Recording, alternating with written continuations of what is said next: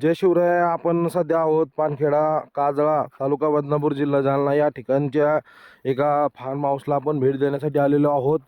आणि जमिनीची क्वालिटी बघा. या ठिकाणी बाजूलाच डोंगर आहे आणि या डोंगराळ जमिनीमध्ये जणू काही सोनच पिकवलेलं आहे या तरुण शेतकऱ्याने. यांचं नाव आहे रायबन राऊत. आणि आपण या ठिकाणी हा प्लॉट जो आहे हा एका टप्प्यामध्ये 4 एकरचा आहे आणि तो जो आंबा दिसतोय त्याच्या पलीकडच्या साईडला या ठिकाणी 3 एकरचा, असं एकूण 7 एकरचा हा प्लॉट आहे. आणि या 7 एकरमध्ये यांनी आंतरपीक म्हणून अगोदर सोयाबीन घेतली होती. हे सोयाबीनचे आपण अवशेष बघू शकता.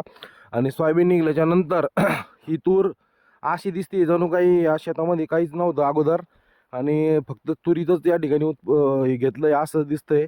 परंतु या ठिकाणी यांनी सोयाबीनचं पण अगोदर पीक घेतलं आणि यानंतर आता या तुरीचं या ठिकाणी खूप जबरदस्त प्रयोग या ठिकाणी या शेतकऱ्यांनी करून बघितलेला आहे.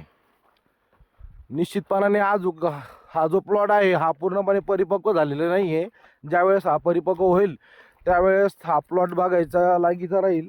आणि या ठिकाणी खूप मोठं काही शिकायसारखं आहे.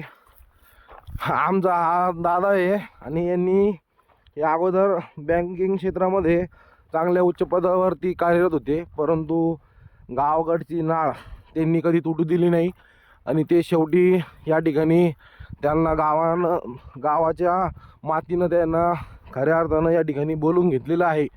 असंच त्यांची म्हणजे गावाकडचं जे त्यांच्या मनामध्ये जी आपुलकी होती, गावाकडची ओढ होती, त्या ओढीनं त्यांना या ठिकाणी या रानमाळामध्ये घेऊन आलं आणि या रानमाळामध्ये या दादांनी या ठिकाणी सोनं पिकवलेलं आहे. आता हे बघा एकदम खडकाची जमीन आहे. जमिनीचं बघू शकता अवस्था. बाजूलाच टेकाड आहे, टेकडी आहे, बरड आहे आणि या ठिकाणी अशा पद्धतीची तूर येणं हे कुठंतरी म्हणजे चमत्कार असल्यासारखंच आहे. परंतु हा चमत्कार फक्त आणि फक्त मेहनतीच्या नंतरच या ठिकाणी होऊ शकतो. मेहनत केल्याशिवाय ते म्हणतात ना, मेहनत केल्याशिवाय तुम्हाला फळ भेटत नाही. मेहनतीचं फळ म्हणावं लागेल. शेवटी 2 भागामध्ये शेत डिवाईड झालेलं आहे आणि त्या दुसऱ्या टप्प्यामध्ये आता आपण आलेलो आहोत. दादा हे मागून जाईल थोडा प्लॉट नाही का? इथं मग व्हरायटी वेगळी की थोडी. अच्छा. आता याची हाईट बघा मित्रांनो. याची हाईट कुठं गेली? 7.5-7 फुटापर्यंत या ठिकाणी तुरीची हाईट गेलेली आहे. आणि या ठिकाणी माणूस सुद्धा ओळखायला येत नाही आतमध्ये कोणी आहे का प्लॉटमध्ये. इतकं जबरदस्त या ठिकाणी की आलेले. आता हे बघा तुम्ही अवस्था बघू शकता. गुच्छेचे गुच्छे या ठिकाणी तुरीचे या ठिकाणी लागलेले आहे बघा. काय दादा कसं काय राहिला एक्सपिरियन्स तुमचा? योग्य नियोजन, योग्य फवारणी, खताचं नियोजन. अच्छा. याला आता किती म्हणजे कधी घातलं, म्हणजे लागवड कधी केली त्याची? 10 जूनची लागवड आहे. 10 जूनची लागवड आहे. याची शेंडा कटिंग केलेली आहे. अच्छा. 45 दिवसाला एकदा आणि 75 दिवसाला एकदा. 2 वेळा त्याची कट. आणि याला खताचे डोस किती झाले? याला खताचे डोस 2 झालेले. एकदा पेरताना 10-26-26 14-35 14 टाकलं होतं. अच्छा. आणि त्यानंतर 12-32-16चा दुसरा डोस दिलेला आहे. अच्छा. आणि याच्यामध्ये फवारणीचं कसं नियोजन केलं तुम्ही? फवारणी पहिली फवारणी घेतली होती प्रोपेक्स सुपर सिमेनॅक्टिन अँड बुरशीनाशक. अच्छा. साप पावडर. त्यानंतर दुसरी फवारणी घेतली कोरोझन, क्लोनोफिक्स, अच्छा. फंटॅक प्लस. म्हणजे नामांकित कंपन्या. टीड बुरशीनाशक सगळे सिजंटाचे प्रोडक्ट होते. FMCचं कोरोझन. अच्छा.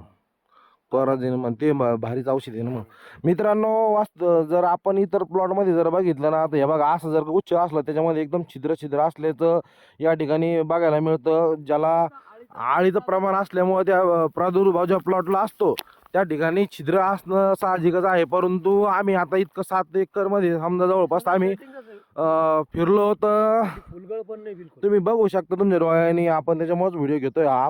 याच्यामध्ये एक सुद्धा छिद्र दिसत नाही आपल्याला. म्हणजे याचा अर्थ पूर्णपणे आळ्याचं एकदम व्यवस्थितपणे व्यवस्थापन केलेलं आहे आणि आळीला थाराच दिला नाही या प्लॉटमध्ये खऱ्या अर्थानं. आता हे बघा ना तुम्ही, परिपक्व व्हायच्या अगोदर झाडं वाकलेले आहे अक्षरशः. आता मला भीती वाटते की मोडतं का काय. दादा मोडत असतं की जर जास्त जर का आलं तर वागतात सगळे. वागतात नाही का. ते बघा आता जे जे इतकं वाकून गेलेले आहे आणि आता अजून कार्य आज साधारणतः अजून किती दिवस लागतील याला हार्वेस्ट करायला याला. जानेवारीमध्ये हार्वेस्ट जानेवारीत हार्वेस्ट होईल है की नाही. पहिले अगोदरची पेरणी आहे. हम्म, हम्म, हम्म. एकदम टोटल सेटिंग झालेली आता फुल म्हणजे सगळे वाद्यामध्ये आपण लोक मित्रांनो पारंपरिक पद्धतीने तूर काढतो, पण यांनी अत्याधुनिक पद्धतीने तूर काढली. शेंडा कटिंग असेल दोनदा काही काही शेतकरी तर शेंडा कटिंग करतच नाही, परंतु त्या कटिंगचा काय फायदा असतो ह्या प्लॉट बघितल्याच्या नंतर आपल्याला लक्षात येईल बघा.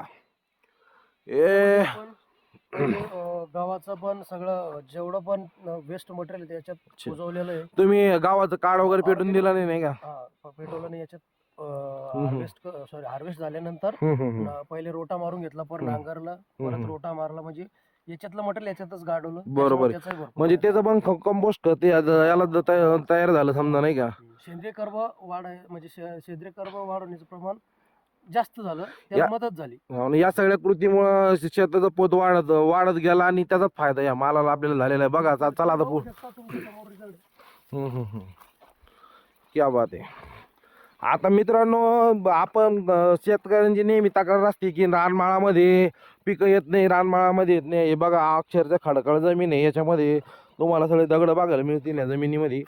आणि हे सगळं असताना याच्यामध्ये इतकं जबरदस्त पद्धतीनं व्यवस्थापन करून असं पीक आणणं हे खूप कौतुकास्पद बाब म्हणावी लागेल. आणि याच्यामध्ये या शेतकऱ्यांनी एक आदर्श नवीन घालून दिलेला आहे तरुण शेतकऱ्यांसाठी, की नेमकी शेती जर करायची म्हणून शेती करायची नसते. याला जर करायची झाली तर करेक्ट जर व्यवस्थापन आपण केलं तर निश्चितपणाने या काळ्या शेतीमध्ये सोनं पिकू शकतं. हे निश्चितपणे या दादांनी दाखवून दिलेलं आहे बघा. हा जर व्हिडिओ तुम्हाला आवडला असेल मित्रांनो तर नक्की लाईक करा. व्हिडिओला जर चांगला प्रतिसाद जर मिळाला तर डिटेलमध्ये आपण नक्कीच परत एक व्हिडिओ घेऊ. तुम्हाला जर का व्हिजिट द्यायची असेल तर नक्कीच कमेंट बॉक्समध्ये या ठिकाणी कमेंट करा. तुम्हाला व्हिजिटसुद्धा या शेताची करवली जाईल आणि याची सगळी माहितीसुद्धा दिली जाईल. आता यांची शेळी जाणलेली आहे आणि शेळीचं जे पिले आहेत ते आता आणण्यासाठी आम्ही चाललेलो आहे. त्याचा पण थोडासा तुम्हाला व्ह्यू दाखवतो. हे बघा बाप्पू, हे आमचे काका आहेत दिगंबर पाटील राऊत, आणि यांची शेळी जाणलेली आहे, व्यालेली आहे. हे बघू शकता. हे बघा कसे पिल्ले, नवजात बाळ. दोन बोकडे का. दोन्ही बोकडे का ते. एक पाट आहे ना एक बोकड्या. या बहीण भावाची जोडी बघा मित्रांनो.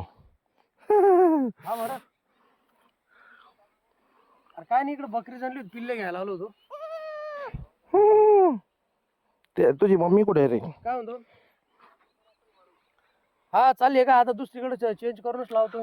आता जाणल्याच्या नंतर बकरीच्या अंगातला जो जार वगैरे असतो त्याचा या ठिकाणी आता पूर्णपणे काही साफ झालेलं नाहीये, त्याच्यामुळे याला साफ करण्यात येईल फोन करतो नाही का. कावशी जाणली बापू बकरी. असं का. बेजार झाली असं बकरी नाही का. एकदम नॉर्मल झाली समजा डिलिव्हरी तिची नाही का. 2 मिनिटं थांबा ना. तिथं वर कोण आहे. अशोक बरोबर. ते तिथं 2-3 छाड्या इकडून लावून द्यायला.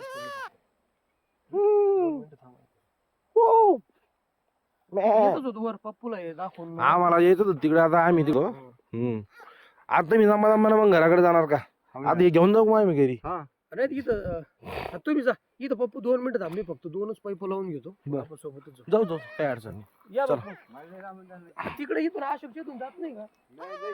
लय चिकोले ते ती पांदी अजून तशीच आहे का ती. पांदी खराबच आहे ती. अरे देवा. चला आता यायला घेऊन जाऊ आम्ही आमच्या घरी आता कोट्यामध्ये पिल्ल्याला. बकरी सोबतच घेऊन जाणार बापू. बकरी राहिली का. बर बर.